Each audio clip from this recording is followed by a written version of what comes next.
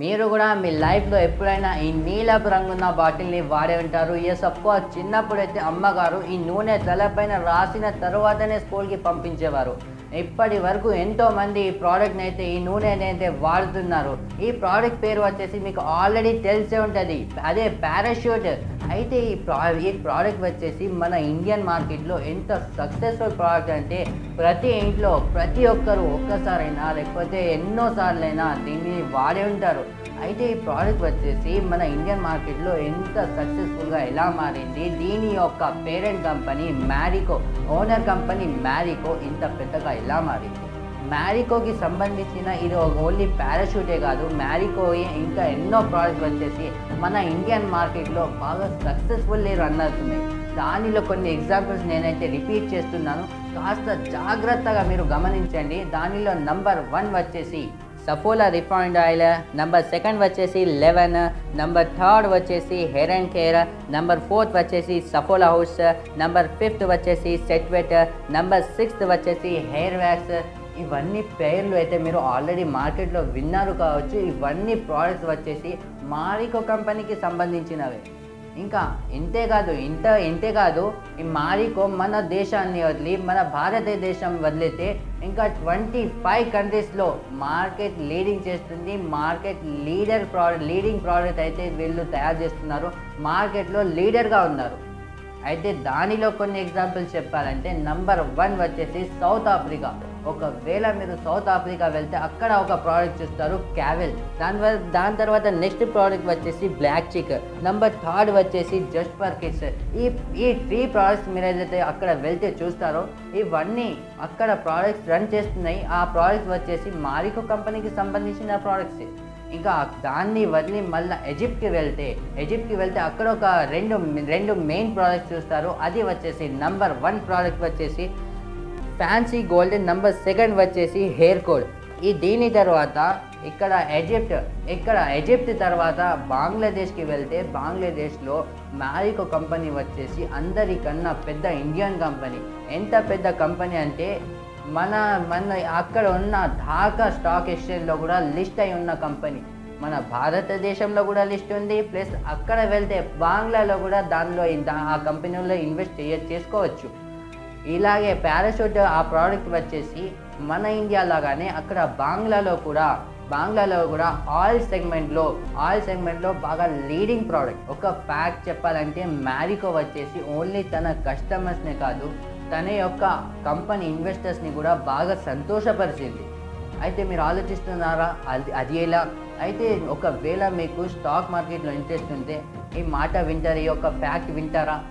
Marico company వచ్చేసి 2001లో list అయింది. 2001 నుంచి 2024 వరకు 2001లో ఎవరైతే ఇన్వెస్ట్ చేసి 2024 దాకా ఉంచేవారో వాళ్ళు 19,000% రిటర్న్స్ అయితే పొందేవారు.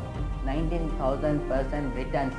అయితే మీరు ఆలోచిస్తున్నారా ఈ కంపెనీ వచ్చేసి ఇదే ప్రశ్న, ఇంత సక్సెస్ఫుల్గా ఎలా మారింది ఈ కంపెనీ, దీని వెనకాల కథ ఏంటి, హిస్టరీ ఏమున్నది?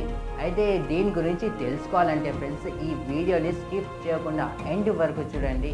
ఒకవేళ మీరు వ్యాపారం చేస్తున్నా లేకపోతే వ్యాపారంలో ఇంట్రెస్ట్ ఉన్నా, చిన్న వ్యాపారం చేస్తున్నా పెద్ద వ్యాపారం చేస్తున్నా ఈ వీడియో అయితే డెఫినెట్లీ మీకు ప్రాఫిటబుల్ ఉంటుంది. మీకు దీనిలో లెసన్స్ తీసుకోవచ్చు. ఒకవేళ ఇలాంటి ప్రాబ్లమ్స్ నా బిజినెస్లో వస్తే నేను ఎలా ఫేస్ చేయాలి, ఇలాంటి కేస్ స్టడీస్తో మీరు బాగా నాలెడ్జ్ అయితే తీసుకోవచ్చు.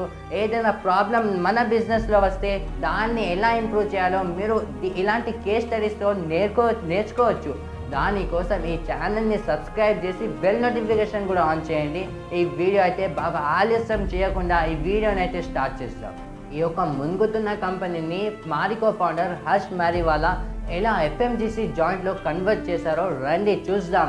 ఈ కథ స్టార్ట్ అవుతుంది ఫ్రెండ్స్. ఎంబీఏ చదవాలని 21 ఇయర్స్ యొక్క యంగ్స్టర్ ఎంబీఏ చదవాలని ఆసక్తితో, ఆ ఎంబీఏ కంప్లీట్ చేయాలని ఆసక్తితో యూనివర్సిటీకి వెళ్ళడం జరుగుతుంది.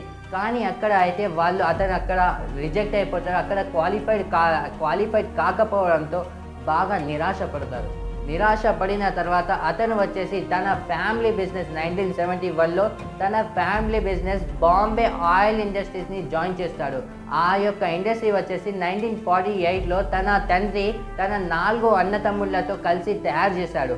అతని యొక్క గ్రాండ్ ఫాదర్, హర్ష్ యొక్క గ్రాండ్ ఫాదర్, అతను వచ్చేసి స్పైసెస్ యొక్క బిజినెస్ చేసేవాడు.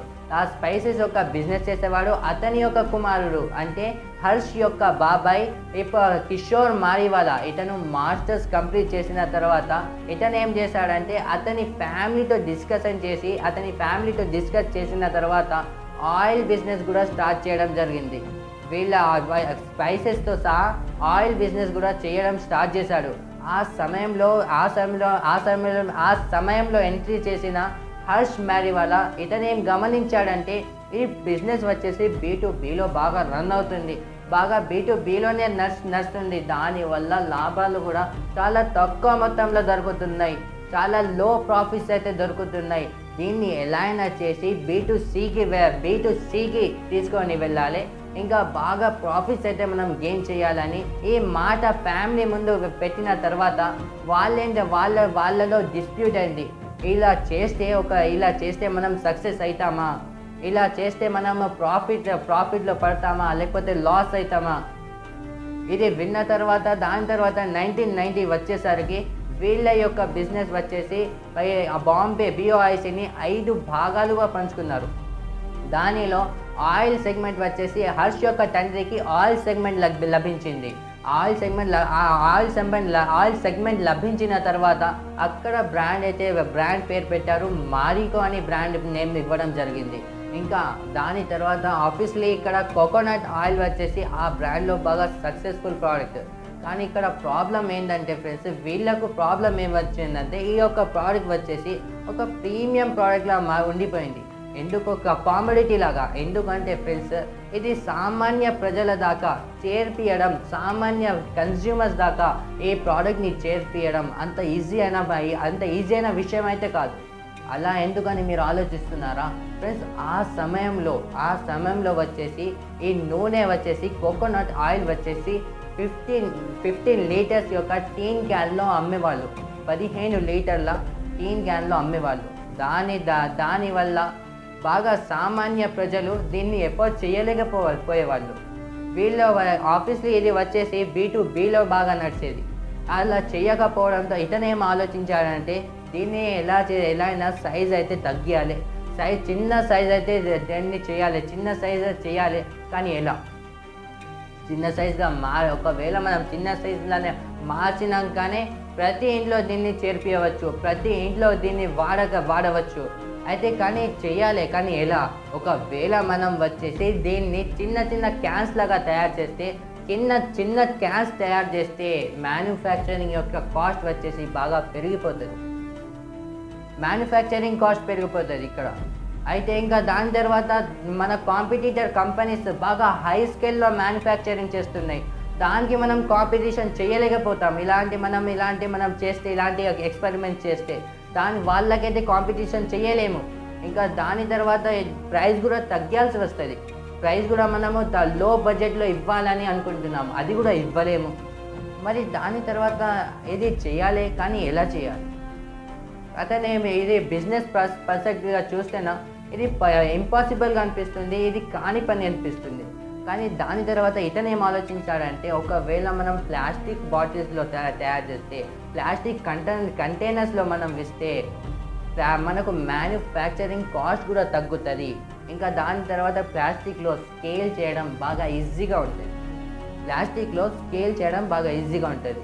ఆ సమయంలో మీరు అంత పెద్ద ఇది వచ్చేసి అంత పెద్ద ఇన్నోవేషన్ కాదు, ఇది వచ్చేసి బాగా కొత్త మాట కాదు. ఆల్రెడీ ఏదైతే కంపెనీస్ ఇలా ట్రై చేస్తున్నాయో, ప్లాస్టిక్ బాటిల్స్లో తయారు చేస్తున్నాయో వాళ్ళు ఫెయిల్ అవుతున్నారు.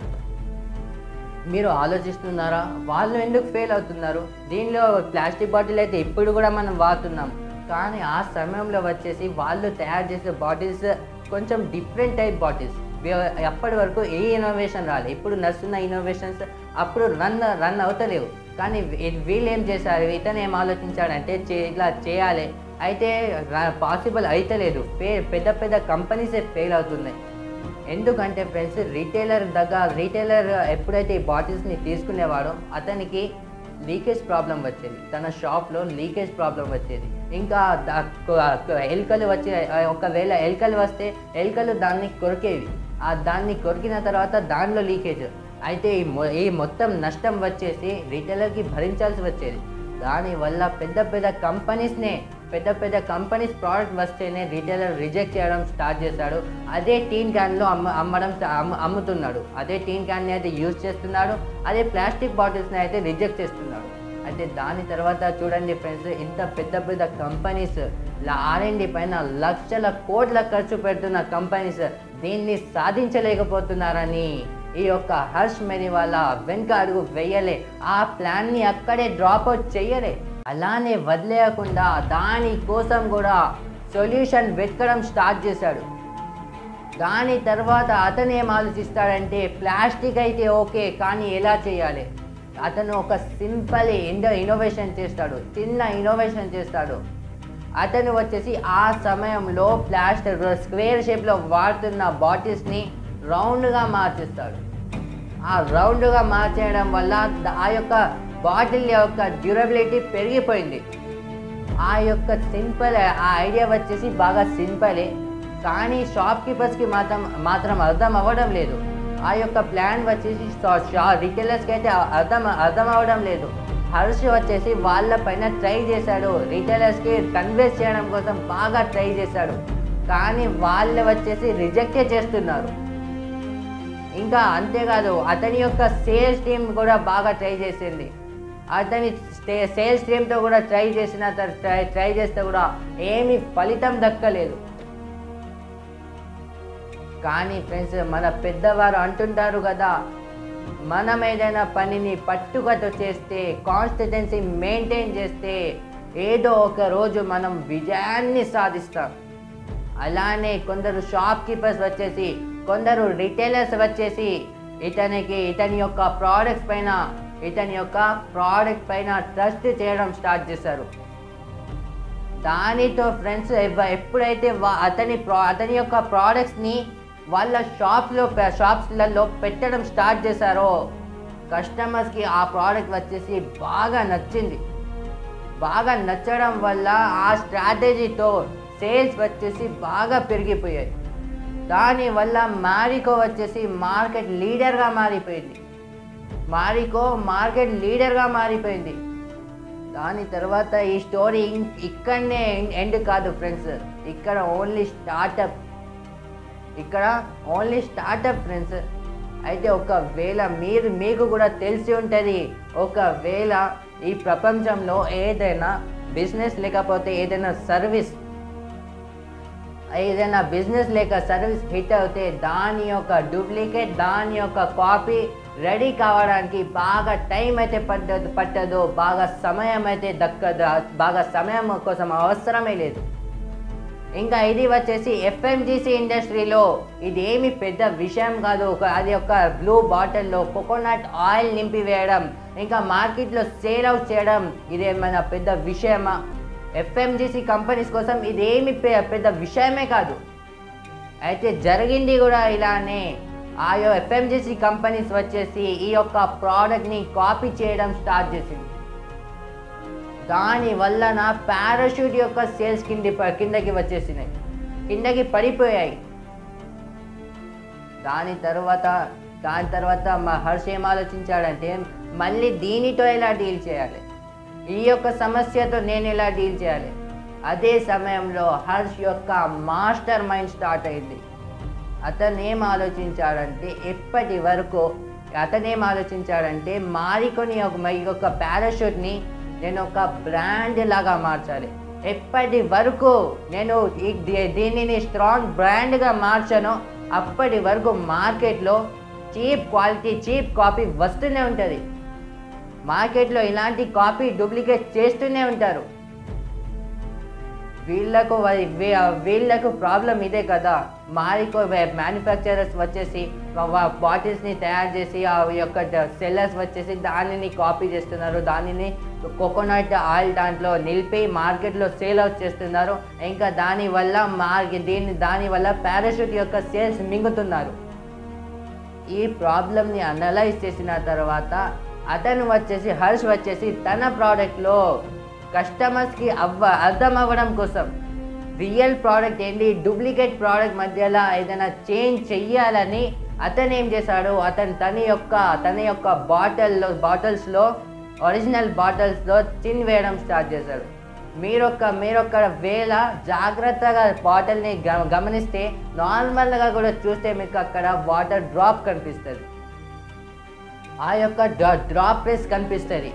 ఆ యొక్క డ్రాప్ ప్రెస్ వేయడం వల్ల మీరు ఆలోచించవచ్చు, అదేం పెద్ద క్రియేటివిటీ కాదు కదా, అది ఎవరైనా చేయవచ్చు కదా. కానీ అది ఓన్లీ డ్రాపే కాదండి, ఇది ఒక యూనిక్ ఐడెంటిటీగా మారిపోయింది. ఈ యొక్క డ్రాప్ వేయడానికి సపరేట్ మెషినరీస్ యూజ్లో వచ్చేవి. అది చిన్న చిన్న కంపెనీస్, చిన్న మ్యానుఫ్యాక్చరర్స్ దాన్ని ఎఫోర్డ్ చేయలేకపోయేవాళ్ళు.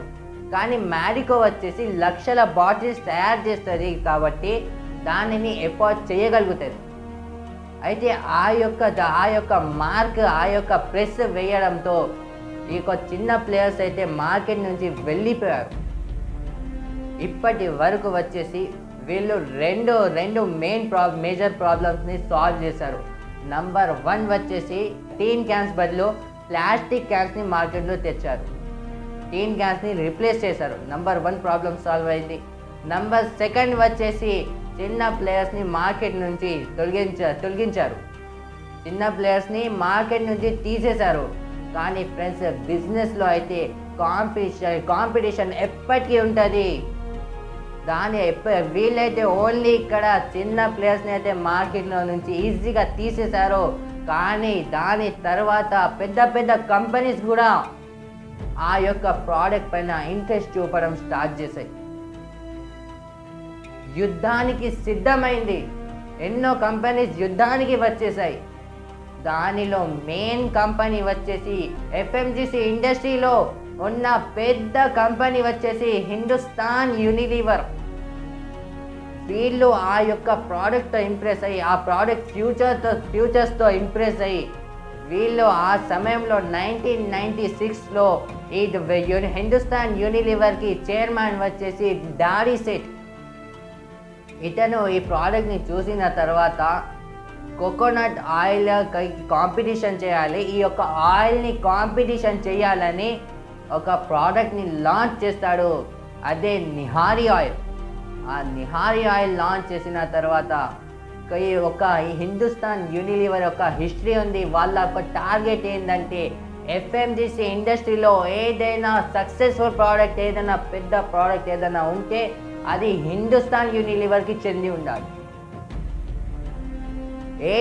ఏ ప్రోడక్ట్ అయినా దాటి వెళ్తే వాళ్ళ మార్కెటింగ్ స్ట్రాటజీ యూజ్ చేసి ఆ యొక్క ప్రోడక్ట్ని వాళ్ళు ఎక్వైర్ చేసుకునేవాళ్ళు. అయితే దాని తర్వాత ఈ డాడీ సెట్ గారు ఏం చేశారంటే ఆ ప్రోడక్ట్ని లాంచ్ చేసిన తర్వాత దానికి కాంపిటీషన్ చేయాలని మార్కెట్లో వెళ్ళి రిటైలర్స్కి ఇక్కడ పారాషూట్ 10% మార్జిన్ ప్రొవైడ్ చేస్తే, ఇక్కడ నిహారీ ఆయిల్కి అతను 35% మార్జిన్ ఇవ్వడం స్టార్ట్ చేశాడు. ఇక్కడ పారాషూట్ 50 రూపాయలకి 5 రూపాయలు లాభం ఇస్తే, అక్కడ అతను అదే 50 రూపాయలకి 17 రూపాయలు లాభం ఇవ్వడం స్టార్ట్ చేశాడు. ఇలాంటి ఎన్నో మార్కెటింగ్ స్ట్రాటజీస్ యూజ్ చేయడం స్టార్ట్ చేశాడు. ఆ యొక్క దాని వలన మ్యారికో యొక్క షేర్స్ పడిపోయాయి. మ్యారికో కంపెనీ షేర్స్ కిందకి వచ్చేసాయి. 7%, 48% షేర్స్ ఉంటే అది మళ్ళీ 7% కిందకు రావడం జరిగింది. ఏదైనా కంపెనీ వాటర్లో మునిగిపోతే, నీళ్ళల్లో మునిగిపోతే దానిని ఏం చేస్తారు? సేల్ అవుట్ చేసేస్తారు. అలానే హిందుస్థాన్ యూనిలీవర్ తనకు కాంపిటీషన్ వచ్చే కంపెనీస్కి తన ఎఫ్ఎంజీసీ బ్రాండ్స్కి ఎఫ్ఎంజీసీ ఇండస్ట్రీలో ముందుకు వచ్చే మార్కెట్ క్యాప్చర్ చేసే కంపెనీస్ని వీళ్ళు వచ్చేసి ఎక్వైర్ చేసేవాళ్ళు. మొత్తం నేలకు వాళ్ళ యొక్క మార్కెటింగ్ స్ట్రాటజీ యూజ్ చేసి నీళ్ళలో మునిగిన తర్వాత ఆ యొక్క బ్రాండ్ని అయితే ఎక్వైర్ చేసుకునేవాళ్ళు. అయితే దీనికోసం కూడా ఇలానే ట్రై చేశారు. ఎఫ్ఎంజీసీ ఇండస్ట్రీలో ఈ బ్రాండ్ని ఎక్వైర్ చేసుకోవాలని, పారాషూట్ తీసుకోవాలని వీళ్ళైతే వాళ్ళ మార్కెట్తో వాళ్ళ మార్కెటింగ్ స్ట్రాటజీతో ఆ పారాషూట్ యొక్క సేల్స్ మొత్తం కిందికి తెచ్చారు. దాని తర్వాత ఇక్కడ హర్ష్కి కాల్ వస్తుంది. హర్ష్కి కాల్ చేసి చెప్పడం జరుగుతుంది, నేను దాడి సెట్ మాట్లాడుతున్నాను. అయితే హర్ష్ ప్రశ్నిస్తాడు, దాడి సెట్ ఎవరు, నీకు ఈ నంబర్ ఎవరిచ్చారు? అయితే అతను చెప్తాడు, ఇవన్నీ మాటలు పక్కకు పెట్టు, మేము వచ్చేసి నీకు ఆల్రెడీ తెలుసు, కోకోనట్ ఆయిల్ ఇండస్ట్రీలో మేము వచ్చేసాం. ఈ ఇండస్ట్రీ దీనిపైన మేము బాగా సీరియస్గా ఉన్నాం. అయితే ఇప్పుడు కూడా నీ దగ్గర టైం ఉంది, నువ్వు వచ్చేసి ఆ యొక్క మారికో కంపెనీని సేల్ అవుట్ చేసేయి. మారికో కంపెనీని మాకు సేల్ అవుట్ చేయి. ఆ యొక్క మాట విన్న తర్వాత హర్ష్ వచ్చేసి ఆ ఆఫర్ని రిజెక్ట్ చేస్తాడు. అతనికి చెప్పడం జరుగుతుంది, నీకు మరియు నీ యొక్క ఫ్యామిలీకి ఫైనాన్షియలీ ఎటువంటి ఇబ్బందులు రావో, నువ్వు మారికొని సేల్ అవుట్ చేయంటే హర్ష్ అయితే వినలే. హర్ష్ వచ్చేసి ఆఫర్ని రిజెక్ట్ చేస్తాడు. కానీ ఇక్కడ వచ్చేసి దాడి సెట్ కూడా వినే అతను కాదు. అతను వార్నింగ్ ఇస్తాడు, నీకు మళ్ళొకసారి చెప్తున్నా, ఒకవేళ కంపెనీని అమ్మకపోతే నీ యొక్క కంపెనీని నేలకు తెచ్చే బాధ్యత నాది. నీ యొక్క కంపెనీని నేలకు తెచ్చే బాధ్యత నాది.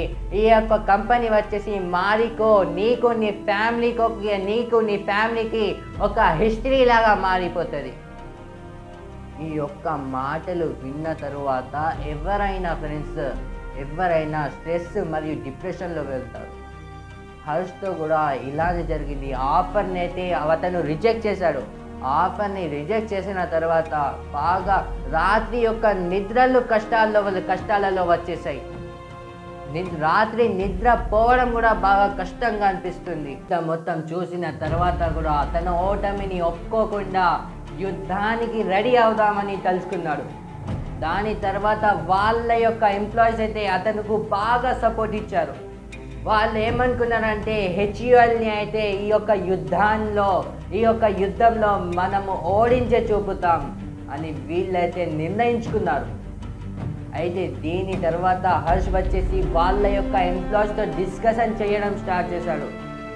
వాళ్ళేం ప్లాన్ చేశారంటే కంపెనీ యొక్క స్ట్రాంగ్ పాయింట్స్ని మనం ఒకసారి పరిశీలించాలి.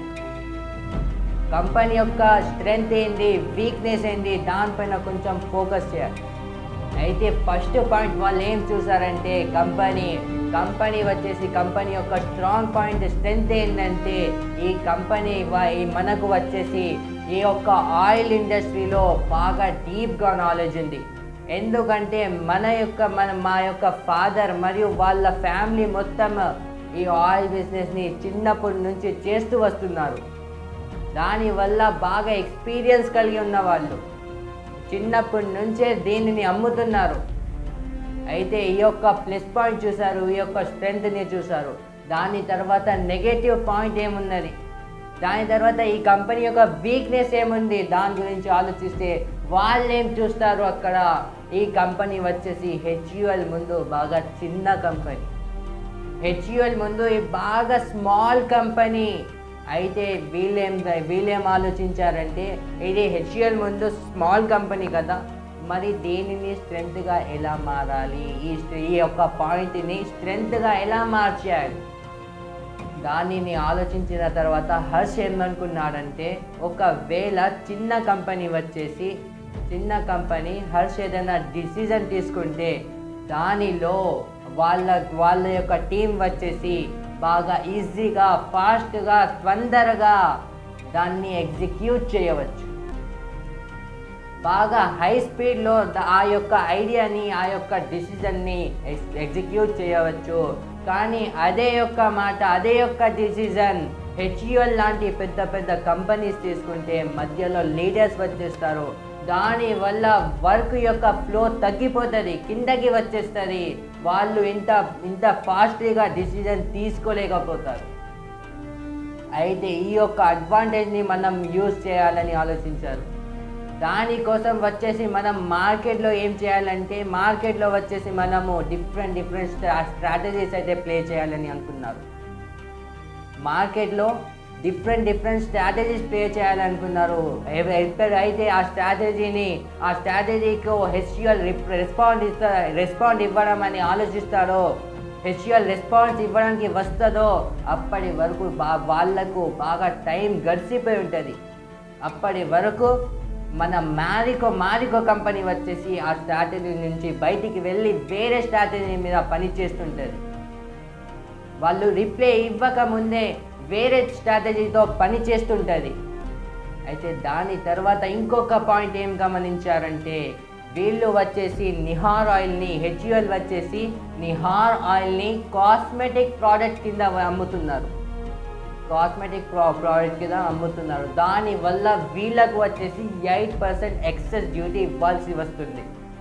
కానీ అదే మీరు కనుక పారాషూట్ని చూస్తే వాళ్ళు దీన్ని ఎడ్జిబుల్ ఆయిల్ కింద అమ్ముతున్నారు. దానివల్ల 8% ఎక్సెస్ డ్యూటీ వీళ్ళు ఇవ్వకుండా సేవ్ చేసుకుంటున్నారు. ఎప్పుడైతే కంపెనీ యొక్క వీక్ పాయింట్స్ మరియు స్ట్రెంగ్త్ పాయింట్స్ గమనించారో దాని తర్వాత వీళ్ళు ఏం చేస్తారంటే వీళ్ళు వాళ్ళ పారాషూట్ని మంచిగా మళ్ళీ ఒకసారి రీడిజైన్ చేసి మంచి మార్కెట్ బడ్జెట్తో, పెద్ద మొత్తంలో బడ్జెట్తో మార్కెటింగ్ చేసి ఈ ప్రోడక్ట్ని లాంచ్ చేయడం జరుగుతుంది. వాళ్ళు అడ్వర్టైజ్మెంట్ ఎలా ఇచ్చారంటే హిందూస్కి వచ్చేసి కొబ్బరికాయ ఎంత పవిత్రంగా భావిస్తారో ఆ యొక్క యాడ్లో చూపించడం జరిగింది. దానివల్ల అయితే వీళ్ళు వచ్చేసి వాళ్ళ ప్రజల ఎమోషన్స్ని టచ్ చేశారు. అయితే ఈ యొక్క అడ్వర్టైజ్మెంట్ ప్రతి ఒక్కరికి బాగా నచ్చింది.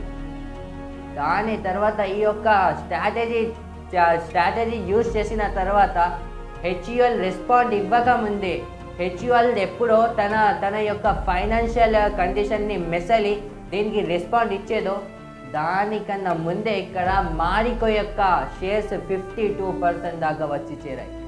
మారికో యొక్క షేర్స్ 52% దాకా వచ్చి చేరాయి. ఇంకా దాని వెంటనే మారికో తన సెకండ్ స్ట్రాటజీ స్టార్ట్ చేసింది. అదేం చేసిందంటే వీళ్ళు మార్జిన్ యొక్క విషయాన్ని పక్కకు పెట్టి వీళ్ళు వచ్చేసి గ్రామాలకు వెళ్ళడం స్టార్ట్ చేశారు. చిన్న గ్రామాలకు వెళ్ళడం స్టార్ట్ చేశారు. పెద్ద కంపెనీస్ వచ్చి ఇక్కడ సిటీస్లో వెళ్ళి పెద్ద రిటైలర్స్ దగ్గర వెళ్తే వీళ్ళు చిన్న గ్రామాలకి వాళ్ళ ప్రోడక్ట్స్ ఎక్స్పోర్ట్ చేయడం స్టార్ట్ చేశారు. దానివల్ల వీళ్ళకైతే కొత్త కస్టమర్స్ అయితే దొరికారు. కొత్త కస్టమర్స్ దాకా వీళ్ళు చేరారు. కొత్త కస్టమర్స్ దాకా చేరిన తర్వాత వీళ్ళైతే బాగా పవర్లో వచ్చేసారు. పవర్లో వచ్చిన తర్వాత ఈ యొక్క యుద్ధం వచ్చేసి ఫ్రెండ్స్ 6 సంవత్సరాల దాకా జరిగింది. ఈ యొక్క యుద్ధం ఇంకా ఎన్నో స్ట్రాటజీస్ అయితే వీళ్ళు రన్ చేశారు. ఈ యొక్క యుద్ధం వచ్చేసి 6 సంవత్సరాల దాకా నడిచింది. దాని తర్వాత హెచ్యుఎల్ వచ్చేసి బాగా నిరాశపడి తన యొక్క ఆయిల్ నుంచి తన యొక్క బడ్జెట్ తగ్గడం జరిగింది. ఆయిల్ సెగ్మెంట్లో తన యొక్క బడ్జెట్ని తక్కువ చేయడం స్టార్ట్ చేసింది. ఈ యొక్క ప్రోడక్ట్ వచ్చేసి నిహార్ ఆయిల్ వచ్చేసి పారాషూట్ ముందు నిల్వలేకపోతుంది. దానివల్ల నిహార్ ఆయిల్ యొక్క 8% షేర్స్ అయితే కిందకి వచ్చేసాయి. నిహార్ ఆయిల్ 8% షేర్స్ అయితే కిందకి పడిపోయాయి. దాని తర్వాత మీరేం చూస్తారంటే ఫ్రెండ్స్ ఇలాంటి మునుగుతున్న కంపెనీని ఏం చేస్తారు? ఏదైతే కంపెనీ మునుగుతుందో దాన్ని ఏం చేస్తారు? బాగా ఎక్కువ శాతంలో అయితే సేల్ అవుట్ చేస్తారు. మరి హెచ్యుఎల్ కూడా అలానే చేసింది. హెచ్యుఎల్ కూడా డైరెక్ట్ ఆఫర్ ఇచ్చింది. మారికోకి హర్షి కాల్ చేసి చెప్పడం జరిగింది, మేము వచ్చేసి ఈ యొక్క ఆయిల్ని అమ్మాలని ఆలోచిస్తున్నాము, మేము నిహార్ ఆయిల్ని సేల్ చేయాలని అనుకుంటున్నాము. మీరు ఆఫర్ యాక్సెప్ట్ చేస్తారా, మీరు ఈ ఆఫర్ని యాక్సెప్ట్ చేస్తారా అని అడగడం జరిగింది. అయితే దీని యొక్క ఆన్సర్ ఇతను యాక్సెప్ట్ చేశారా చేయలేదా కామెంట్లో చూడండి, కామెంట్లో ప్రశ్నించండి, నేను ఆన్సర్ రాసిస్తా. ఓకేనా? ఇంకా ఈ కేస్ స్టడీతో మీరు ఇంకా ఏమేం బిజినెస్ లెసన్స్ నేర్చుకున్నారో, ఇంకా ఏమేం బిజినెస్ లెసన్స్ ఇవ్వాలనుకుంటున్నారో కామెంట్లో రాయండి. ఒకవేళ ఇప్పటి వరకు ఈ ఛానల్ను సబ్స్క్రైబ్ చేయకపోతే, ఇప్పటి వరకు నా యొక్క జర్నీలో పార్టిసిపేట్ కాకపోతే, నా యొక్క జర్నీ వచ్చేసి 0 to 100K యొక్క జర్నీ ఉంది. దీనిలో పార్టిసిపేట్ కావాలంటే జస్ట్ ఈ ఛానల్ని సబ్స్క్రైబ్ చేసి బెల్ నోటిఫికేషన్ ఆన్ చేయాలి.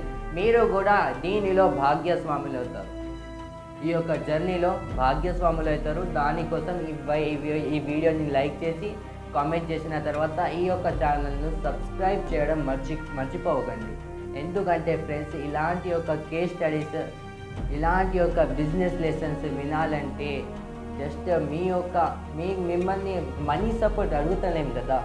మిమ్మల్ని మనీ ఇవ్వండి, మేము చెప్తాం, మేము జ్ఞానం ఇస్తాము, మేము ఈ కోర్స్ అమ్ముతున్నామా, ఏదైనా కోర్స్ డబ్బులు తీసుకుంటున్నామా? నో, నథింగ్ నా. Only just requesting A subscribe button to దీనివల్ల మీకే బెనిఫిట్ ఉంటుంది. ప్రతి వీడియో మీకు నోటిఫికేషన్ వస్తుంది.